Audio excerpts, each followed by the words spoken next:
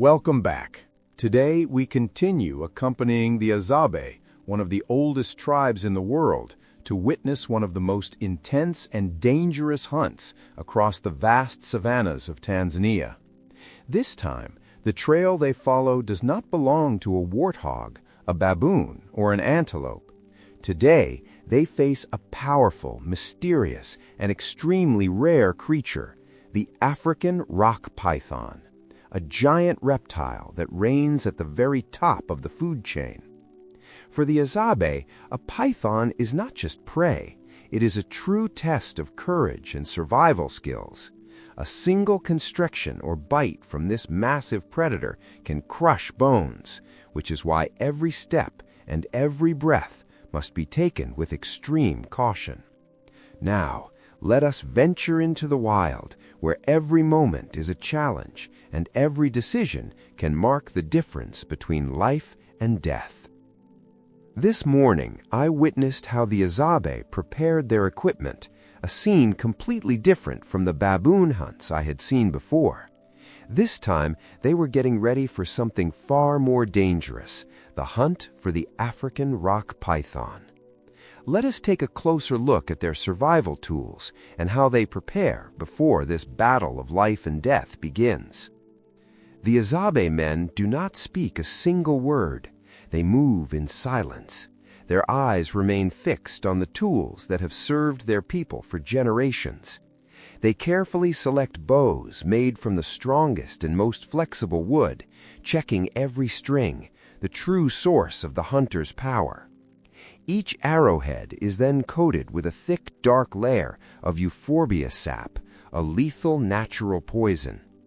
In addition to bows and arrows, the items they carry reveal their strategy. Sharp hunting knives, small torches, and most importantly, several dry branches used to produce smoke. These branches will be used to create smoke, a crucial tool to force the enormous predator out of its hiding place among bushes or rocky crevices.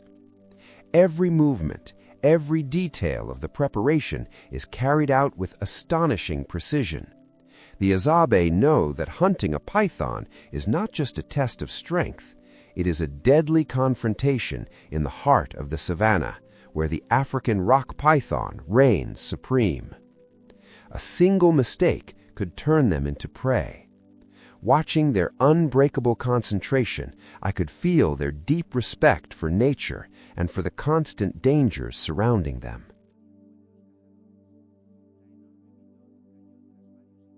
When all the tools, knives, bows, and poisoned arrows were perfectly arranged, I knew I was about to witness a long and dangerous journey.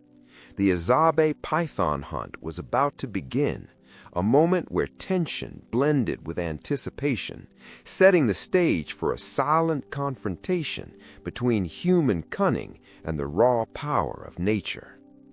The Hadzabe hunters never move recklessly. They glide through the savannah as if reading an ancient book, studying every small detail, a broken branch, a trail in the soil. Every sign is a clue leading to the massive python hidden in the tall grass. The hunters know that a python can counterattack at any moment. A single bite or powerful constriction can break bones or take a life in seconds. When the python finally appeared, the skill and professionalism of the Hadzabe became evident. Instead of panicking, they moved with extraordinary coordination to subdue the beast. One Hadzabe man quickly used a long stick to control the snake's direction and divert its attention. Then arrows were fired with precision, enough to pressure the animal without provoking a violent counterattack. Every movement came from decades of direct experience, guided by a survival instinct refined over generations.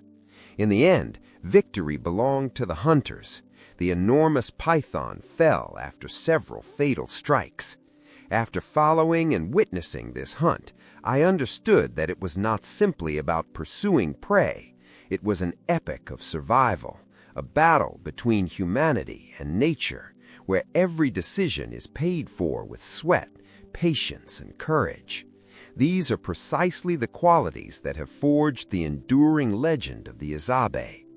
I can assure you that the life of the Hadzabe is a pure and unaltered symphony of simplicity, untouched by the passage of time. It is precisely this way of life that has earned them recognition as one of the last truly primitive peoples still existing in the modern, fast-paced world of the 21st century.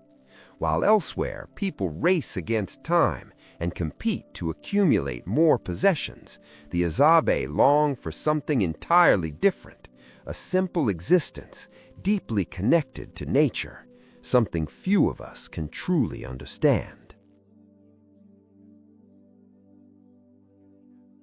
When we speak of freedom, it is impossible not to think of the Hadzabe, humble people with a wild spirit who embody a form of freedom that no one else on earth can fully possess.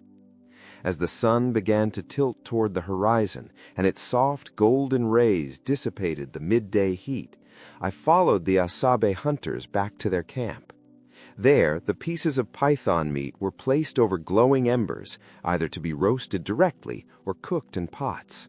The thick fat of the python is fully utilized, adding a rich and savory flavor to the dish, while also serving as a valuable source of energy. When everything was ready, we gathered around the fire.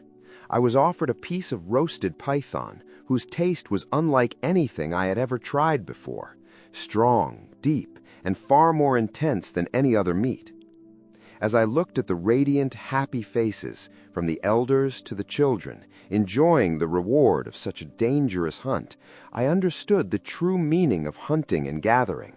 It is about sharing, about the joy of survival, and above all, about seeing the Hadzabe from a more human and profound perspective.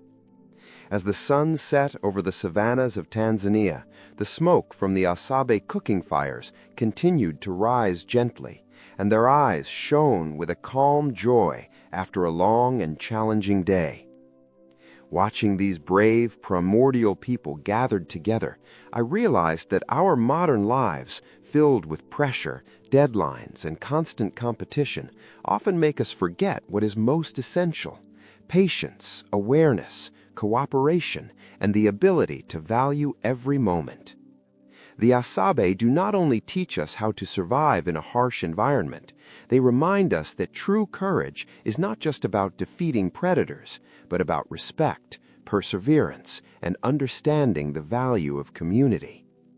And perhaps the greatest lesson that modern people like us can learn from the Hadzabe is this: slow down, observe more deeply, appreciate those around us, and understand that every decision, big or small, carries meaning. Because in the end, as the Hadzabe have shown me, happiness is not found in the trophies we obtain, but in the way we live, in how we share, and in how we connect with the world around us. Welcome back to Have Travel, where we explore the culture and history of tribes from around the world. It may seem unbelievable, but in the heart of the 21st century, while we live surrounded by technology, Wi-Fi, smartphones, and comforts we can hardly imagine living without, there still exists, deep within the wild savannas of Tanzania, a tribe completely detached from the modern world. No phones, no machines, no electricity, no internet.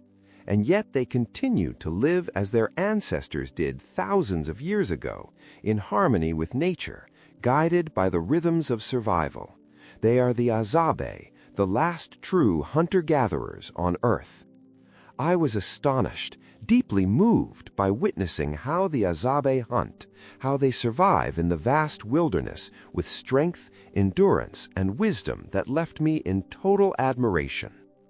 All right, we won't keep you waiting any longer.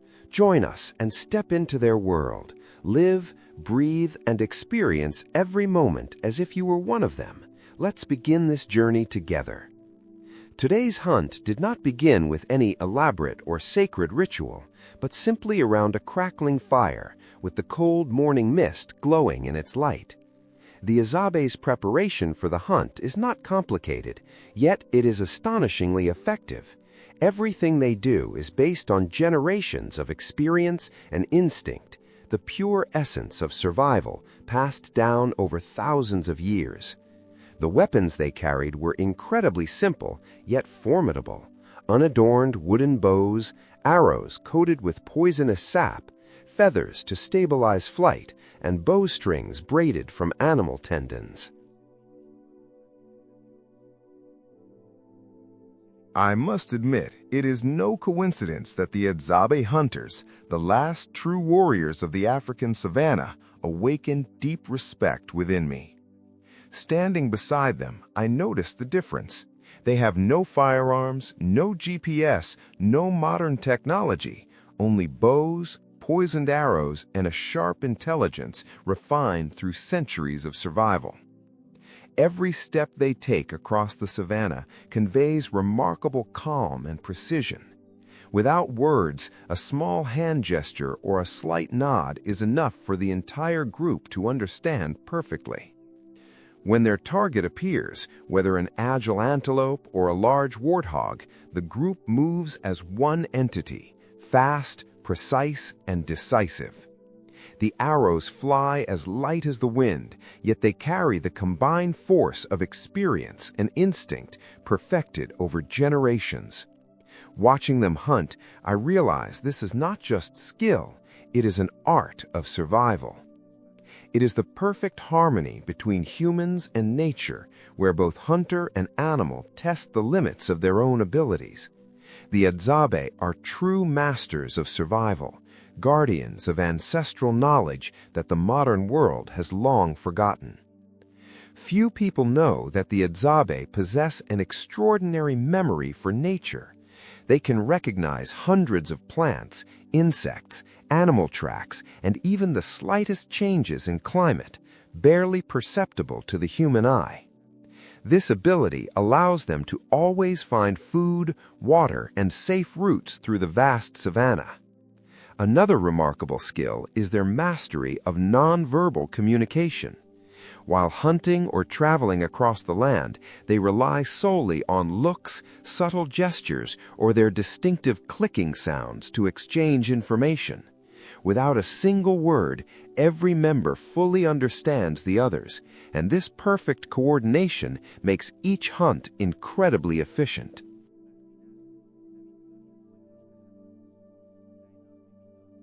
The Hadzabe also teach us the value of living slowly but with purpose. They do not rush or race against time. Every activity, from hunting and gathering to preparing a meal, is carried out with care, observation, and deep respect for the environment. Now let's explore the Hadzabe's eating customs. For them, a meal is not just survival, it is an essential part of community life. Each meal begins with the day's effort, hunting or gathering. The freshly hunted meat, whether warthog, antelope, or wild bird, is prepared in the simplest yet most careful way, roasted directly over hot embers, sometimes lightly seasoned with salt or forest herbs, preserving the pure and natural flavor of the wild.